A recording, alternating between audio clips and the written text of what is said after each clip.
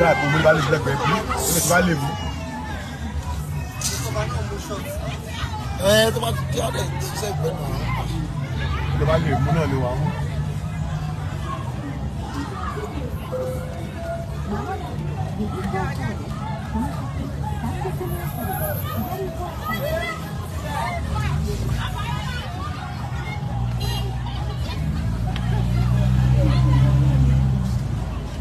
il peut aller payer.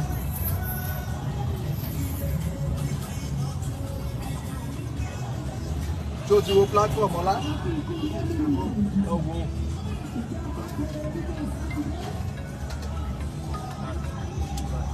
Hello, sir.